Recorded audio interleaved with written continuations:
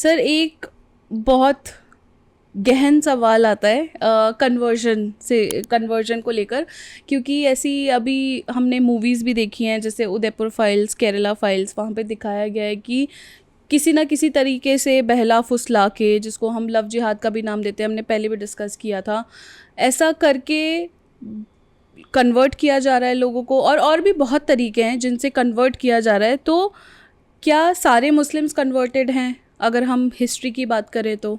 देखिए, हिंदुस्तान में जितना मुसलमान है वो 95% मुसलमान जो है वो कन्वर्टेड मुसलमान। 95%, 95% मुसलमान कन्वर्टेड, जिसने कन्वर्जन किया है। इसलिए हिंदुस्तानी मुसलमानों में आपको कास्टिज्म मिलेगा जी। कास्टिज्म बहुत आगे है हिंदुस्तानी मुसलमानों में। अगरचे मैं बार बार ये कहता रहा हूँ कि ये हमेशा सनातन के लिए अगर कोई चीज़ आड़े आई है तो वो कास्टिज्म है, तो वो मुसलमानों में मिलेगा आपको यहाँ। उसकी वजह ये है कि पूर्वज दोनों के एक थे, या परिवर्तित मुसलमान है यहाँ। आपको राजपूत मुसलमान हिंदू भी मुस्लिम भी दोनों मिलेगा, जाट मुसलमान हिंदू भी मुस्लिम भी दोनों मिलेगा, गुजर मुसलमान हिंदू भी मुस्लिम भी दोनों मिलेगा। मैं गुजर हूँ। अच्छा। मैं गुजर हूँ और चौहान गुजर हूँ, तो इसलिए मुसलमान गुजर भी है, हिंदू भी है, दोनों है। लव जिहाद, धर्म परिवर्तन एक अलग चीज है। उस वक्त क्यों हुआ, किसने किया, हमें नहीं पता। अब का जो इस स्ट्रक्चर में धर्म परिवर्तन कराना, ये करना, वो एक बड़ा फितना बन गया है। और मैं तो स्पेशली धर्म परिवर्तन के खिलाफ बहुत बड़ी आवाज उठा रहा हूँ। मैं ऐसी बहुत बच्चियों को, लड़कियों को जानता हूँ कि जो लव जिहाद का शिकार हुई हैं, आज वो घर की भी नहीं है, घेर की भी नहीं है, माँ बाप से भी गई हैं और वो भी छोड़ के भाग गया है। फितरत खराब होती है लोगों की। और लेकिन आज भी इंडिया में जो सिस्टम है उसमें हिंदू लोग भी, बता रहा हूं, सनातन के लोग भी, वो कहीं राजनीति का शिकार होकर के मान लीजिए, या कहीं ताल्लुक की बुनियाद पर मान लीजिएगा, हम सनातन के लोगों से ही हमें मुखालफत का सामना करना पड़ता है धर्म परिवर्तन के मसले।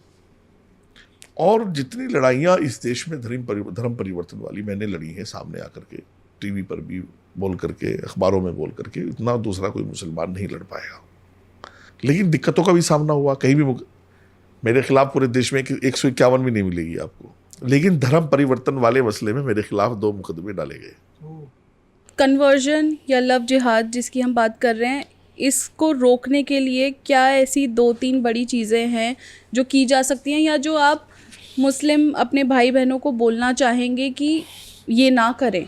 देखिए, कानून अपना काम करता है, सरकारें अपना काम करती है, लेकिन एक जिम्मेदारी हमारी सामाजिक जिम्मेदारी है। जब तक मैंने एक मेमन को लेकर के कहा था, जब बम्बई में मेमन की नमाज़ जनाजा हुई, मैंने उस वक्त स्टेटमेंट दिया था। वो बहुत पुराना स्टेटमेंट है मेरा और बहुत मशहूर भी है, और मैं बार बार देता हूँ।